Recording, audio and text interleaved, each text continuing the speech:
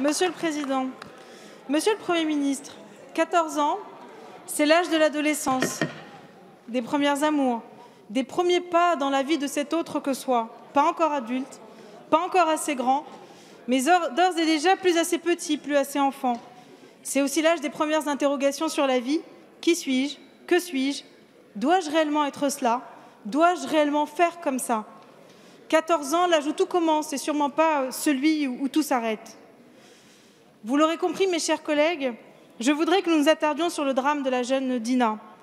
Mes premières pensées vont à sa famille, à ses parents, à ses frères, à ses amis, à ses proches, à tous ceux pour qui elle ne sera plus là.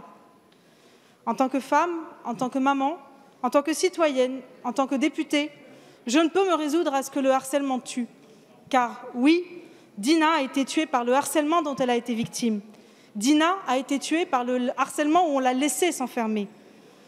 Je porte un héritage politique qui croit en la jeunesse, qui croit qu'on ne peut imputer à un enfant la pleine responsabilité de certains actes, la pleine responsabilité d'un suicide, qui croit que notre responsabilité d'adultes est de les protéger, de veiller à ce que les institutions protègent nos enfants. C'est ça, la République pour toutes et tous. C'est ça, la République dans laquelle l'école doit être le berceau de l'égalité réelle. 2 ans de harcèlement, 2 ans de signalement, 2 ans de quoi? Que n'a-t-on pas fait pour protéger cet enfant, ces enfants? Aujourd'hui, le harcèlement ne se limite plus à l'école ou au périscolaire. Il est partout, tout le temps, en ligne, en classe, en pause, le matin, le midi, le soir, la nuit. C'est un continuum qui peut s'avérer mortel pour 700 000 enfants par an. L'échec des dispositifs en place est là, flagrant, car pour reprendre votre slogan, en parler ne suffit pas. Chaque souffrance subie doit obliger une réponse sérieuse et immédiate. Bien loin des 2 ans d'attente de Dina et de sa maman face à une institution scolaire malheureusement sourde et muette. Un procès s'ouvre, c'est bien, mais ça ne ramènera pas Dina. Monsieur le ministre, vous devez prendre ce problème Madame la députée. La parole est à Monsieur Jean-Michel Blanquer, ministre de l'Éducation nationale, de la jeunesse et des sports. Merci, Monsieur le Président, Mesdames et Messieurs les députés, Madame la députée Lamia El Aaraj.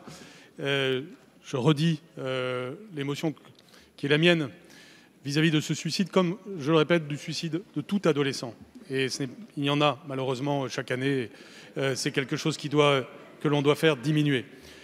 Je vous invite à ne pas commenter excessivement une affaire pour laquelle il y a justement une enquête. Par définition, un suicide, c'est quelque chose de complexe. Les causes sont à démêler et nous en parlerons le moment venu. Ce qui est important aujourd'hui, c'est d'être dans la dignité, dans la compassion et aussi dans l'analyse. Parce que, bien sûr, si l'on arrive à de tels drames, c'est qu'il y a des failles, des échecs et qu'on doit les regarder en face. Il faut évidemment une politique sur ce sujet. Là aussi, je vous invite à ne pas dire des choses trop définitives sur les politiques accomplies. On peut les regarder sérieusement ensemble et si vous avez des propositions pour faire mieux, je serai évidemment très ouvert. Celles que nous menons actuellement, je l'ai dit tout à l'heure, sont inspirées des pratiques internationales qui sont considérées comme les meilleures, notamment dans les pays scandinaves. Le programme phare auquel j'ai fait référence tout à l'heure et que nous avons déjà expérimenté dans plusieurs endroits avec des réussites est un programme qui permet d'aller à la racine autant que possible, c'est-à-dire la formation des personnels, la mobilisation des élèves. Il y a, et vous avez eu raison de le dire, le continuum.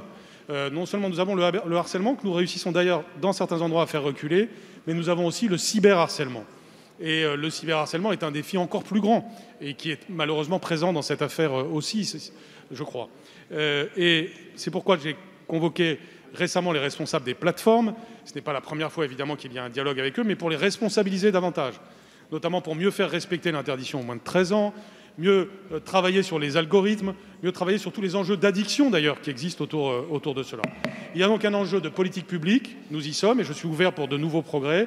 Il y a aussi un enjeu de mobilisation de la société française. Je le disais tout à l'heure, je voudrais le répéter, c'est les familles, la société, nous tous qui sommes responsables des améliorations indispensables qu'il y a en la matière à faire. Merci.